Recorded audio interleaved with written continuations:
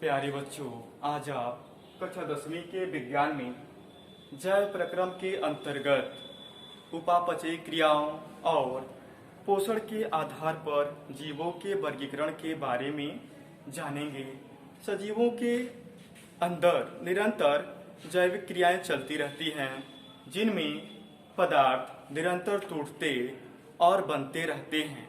इस आधार पर सजीवों के अंदर दो प्रकार की क्रियाएं होती हैं, अपचयी क्रियाएं और उपचयी क्रियाएं।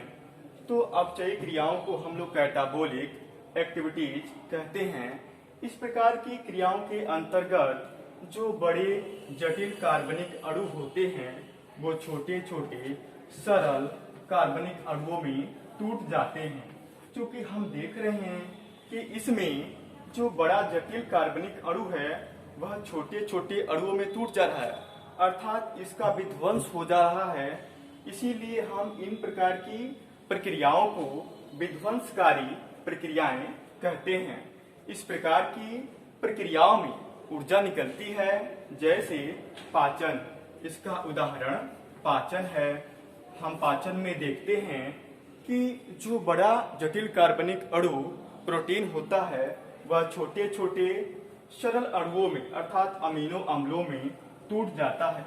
प्रोटीन जटिल कार्बनिक अणु होता है वह छोटे छोटे सरल अणुओं में अर्थात अमीनो अम्लों में टूट जाता है। इसी प्रकार कार्बोहाइड्रेट टूट करके ग्लूकोज बनाते हैं।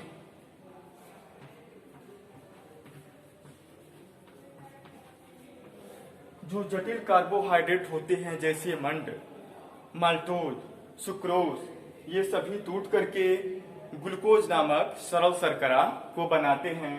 इसी प्रकार वसा पाचन के अंतर्गत टूट करके वसीय अम्ल और ग्लिसरॉल बनाता है। वसा का जब पाचन होता है तो वसीय अम्ल और ग्लिसरॉल बनता है। यदि हम बात करें श्वसन की, तो श्वसन में भी हम देखते हैं कि बड़े जटिल कार्बनिक अणु छोटे छोटे सरल अणुओं में टूट पड़ते हैं। जैसे ग्लूकोज एक सरल शर्करा है,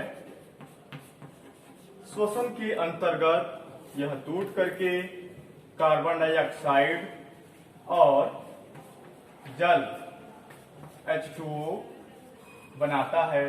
ये कार्बन डाइऑक्साइड और जल अकार्बनिक सरल यौगिक हैं, जो ग्लूकोज की तुलना में अपेक्षाकृत ज्यादा सरल है। यद्यपि ग्लूकोज भी एक सरल कार्बनिक शर्करा होती है। दूसरी प्रकार की जो प्रक्रियाएं होती हैं वो हैं उपचयी क्रियाएं। उपचयी क्रियाएं अर्थात एनाबोलिक प्रोसेस या एनाबोलिक एक्टिविटीज। उपचयी क्रियाएं तो इनमें क्या होता है, उपचयी क्रियाओं के अंदर जो छोटे छोटे सरल अणु होते हैं वो परस्पर मिल करके परस्पर जुड़ करके बड़े जटिल अणुओं का निर्माण करते हैं।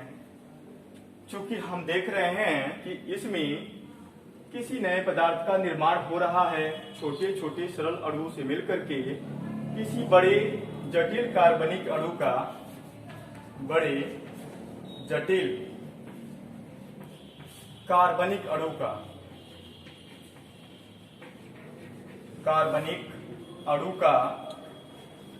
निर्माण हो रहा है। इसलिए हम लोग उपचयी क्रिया को निर्माणकारी क्रिया भी कहते हैं। और इस प्रक्रिया में ऊर्जा की आवश्यकता होती है और ऊर्जा लगती है। इसका उदाहरण पौधों में प्रकाश संश्लेषण है। इसका उदाहरण प्रकाश संश्लेषण है। हम जानते हैं कि सूर्य के प्रकाश की उपस्थिति में पौधों के हरे भागों जैसे उनकी हरी पत्तियां और कोमल तनों के द्वारा वातावरण से कार्बन डाइऑक्साइड और मृदा से जल लेकर के क्लोरोफिल या पर्णहरिम की सहायता से ग्लूकोज का निर्माण करते हैं।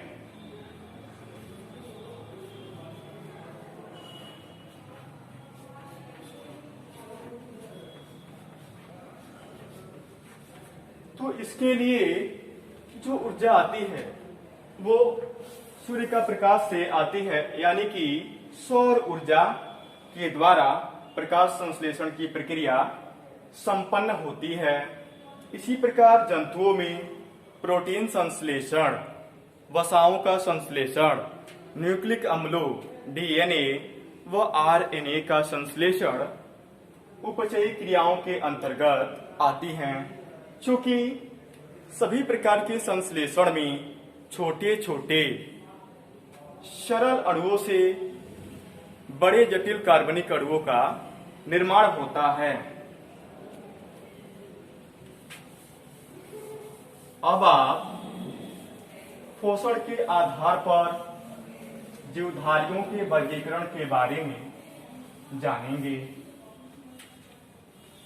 तो पोषण क्या होता है?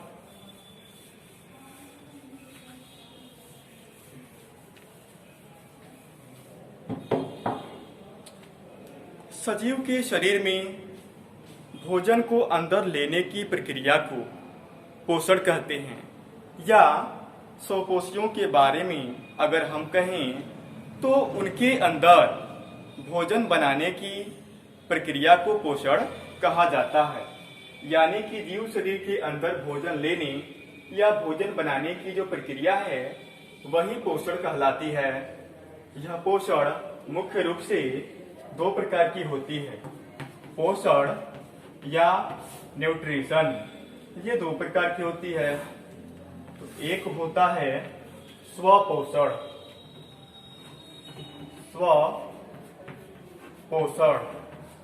ऑटोट्रॉफिक न्यूट्रिशन या होलोफिटिक न्यूट्रिशन, और दूसरा होता है परपोषण।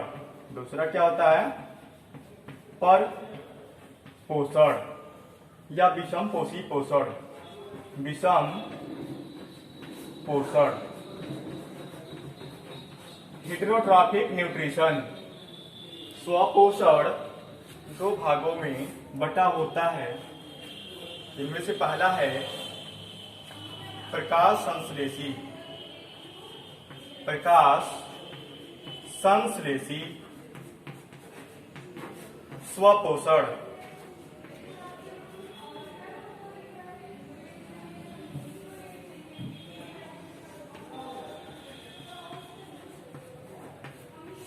और दूसरा है रसायन संश्लेषी। रसायन संश्लेषी पोषण।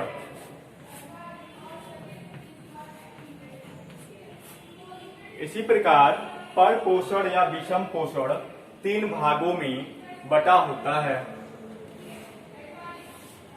तो इनमें जो पहला होता है प्राणी समभोजी। प्राणी समभोजी।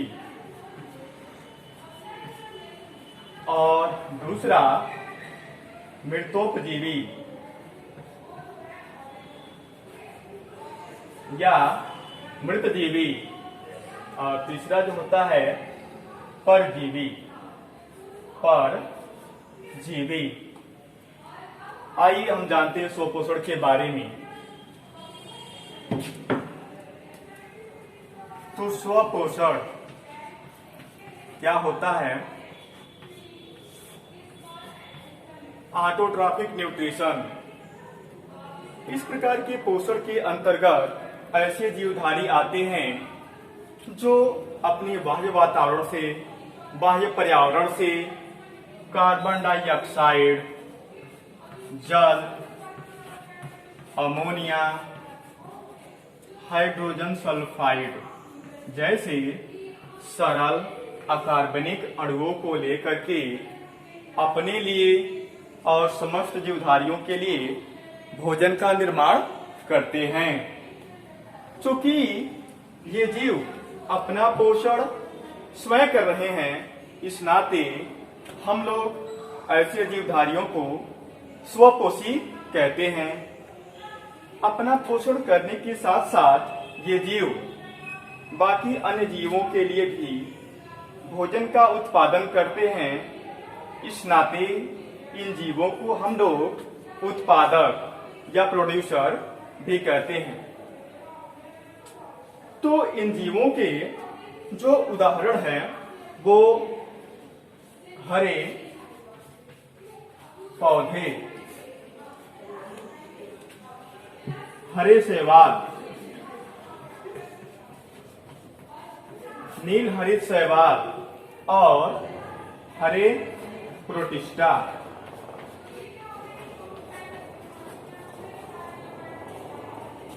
अब यह स्वपोषण प्रकाश संश्लेषी स्वपोषण और रसायन संश्लेषी स्वपोषण में बटा होता है। अतः हम प्रकाश संश्लेषी स्वपोषण के बारे में जानेंगे। क्या होता है प्रकाश संश्लेषी स्वपोषण? चूंकि स्वपोषण की प्रक्रिया में जितने भी जीव आते हैं वो सभी अपना भोजन पादपों के समान ही, पौधों के समान ही बनाते हैं। इसलिए सभी जीवों को पादप संभोजी जीव कहते हैं। जो जीव स्वपोषण करते हैं उन सभी जीवों को हम पादप